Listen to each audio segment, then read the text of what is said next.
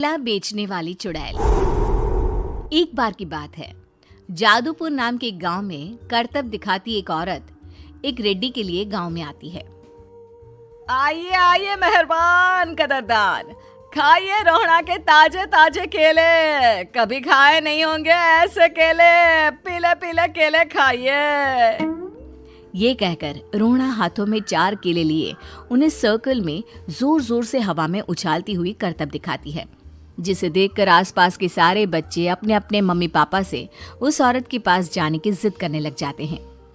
पापा, ऐसा तो सर्कस में बॉल से होता है ना, ये आंटी तो केले से कर रही है। चलिए ना पापा, देखते हैं। रोहड़ा एक पतली सी तार पर चलती हुई केलों से करतब दिखाती है। आते जाते सभी लोग बाहर रुककर उसके करतब देखते हैं और वाह वाही करते नहीं थकते। जैसे ही एक आदमी पास आकर उसे पैसे देने लग जाता है, तब वो कहती है, अरे नहीं नहीं साहब, मैं करतब तो बच्चों के मन को बहलाने के लिए करती हूँ। धंधा तो मेरा केले का है। पीछे देखो मेरी रिड्डी, जो भी मेरे केले खाएगा मेरी तरह चुस्त दुरुस्त और तंदुरुस्त हो जाएगा। पता चलता है क्या कि मेरी उम्र 55 की है। अरे पर ऐसे ठंड के मौसम में कोई केला क्यों खाएगा? ये ऐसे वैसे केले नहीं है साहब, ये शरीर में गर्मी देते हैं।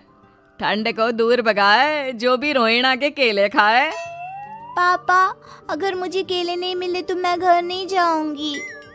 तभी उसके पापा कहते हैं कि बेटा, केले ठंड में कभी गर्मी नहीं देते। ये सब कहने की बातें हैं, सामान बेचने का तरीका है इनका। पर पिंकी नहीं मानती। मैं केले खाऊंगी। पिंकी की जिद के आगे नत्थू हार जाता है और उसे केले खरीद कर दे देता है। पिंकी खुश होकर केले घर ले आकर खाती है। अब मैं भी करतब करूंगी, कितना मजा आएगा। जादुई केले। पिंकी पहला केला खत्म भी नहीं करती कि वो बेहोश हो जाती है। दूसरे केले से एक काला धुआं आता है और रोहड़ा चुड़ैल बनकर बाहर निकल आती है।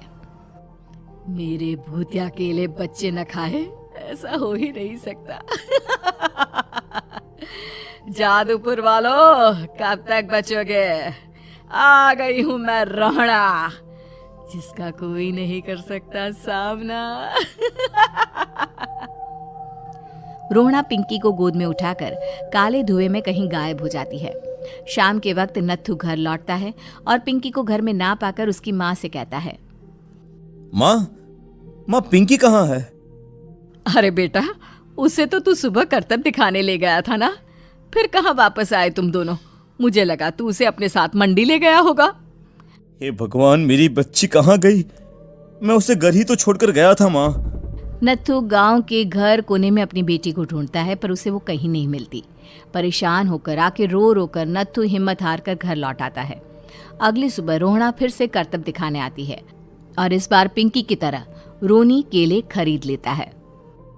50 रुपए दिए थे पापा ने, सारे पैसों की मैंने केले खरीद लिए हैं। अब मैं भी आंटी की तरह ही करतबबाज बन जाऊंगा। यही सोचते हुए रोनी केले खाता है और पहला अकेला केला आधा खत्म भी नहीं करता कि चुड़ैल उसके सामने आ जाती है। मेरे साथ चलने का समय आ गया है रोनी। ये तो बस शुरुआत है। अब इस गांव के सारे बच्चे धीरे धीरे मेरे कब्जे में होंगे, एक बच्चा भी नहीं बचेगा। ये कहकर रोना रोनी को गोद में लेकर काले धुएं में अदृश्य हो जाती है। इसके बाद हर रोज गांव में से कोई ना कोई बच्चा गायब होता, पर ऐसा क्यों हो रहा है किसी को भी समझ में नहीं आ पा रहा था। रोज की तरह अपनी बेटी पिंकी की तलाश में नत्थू गांव के एक तालाब के पास बैठा रो रहा था। कहाँ गई मेरी पिंकी? शकुंतला के जाने के बाद एक वही तो मेरा सहारा थी। अरे उसकी आत्मा कोस रही होगी मुझे कि मैं अपनी बच्ची को संभाल भी नहीं पाया।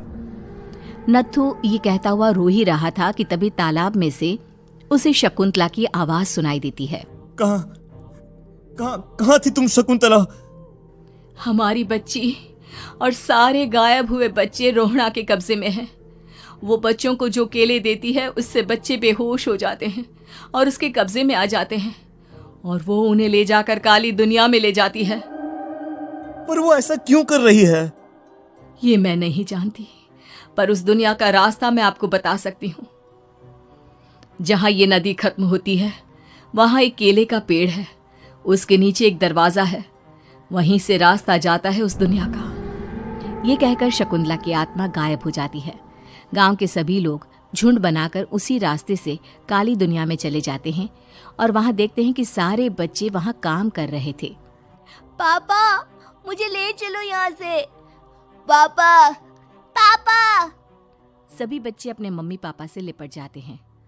तो तुम लोग यहाँ तक आ गए? क्यों हमारे बच्चों को पकड़ लिया तूने? तुझे शिकार ही बनाना है तो ले, हम सब आ गए हैं, हमें खा ले। नहीं, मुझे बच्चे चाहिए, मेरे बच्चे के बदले तुम लोगों के बच्चे। क्या मतलब? मैं इसी गांव में रहने वाली एक औरत थी। केले की चोरी के इल्जाम में मेरे बेटे को गांव वालों ने इतना मारा कि वो मर गया। उसी दिन मैंने ठान लिया कि गांव वालों का भी वही हाल करूंगी। कुछ दिन बाद बेटे के चले जाने के दुख में मैं भी मर गई और मेरी भटकती आत्मा एक चुड़ैल बन गई। और फिर मैंने बदला लिया तुम सबके बच्चे छीनकर। बर्दाश्त नहीं कर पाए ना, सोचो मुझ पर क्या बीती होगी। हमें माफ कर दो रोना, पता नहीं ये किसकी गलती थी पर हम सभी माफी मांगते हैं। हमारी खुशियां लौटा दो, तुम भी तो एक माँ हो। गांव वालों की बात सुनकर रोना का मन पिघल जाता है और वो बच्चों को छोड़ देती है। उसके बाद काली दुनिया बच्चों के लिए जादुई दुनिया बन जाती है। अब कोई भी कभी भी वहां आ जा सकता था।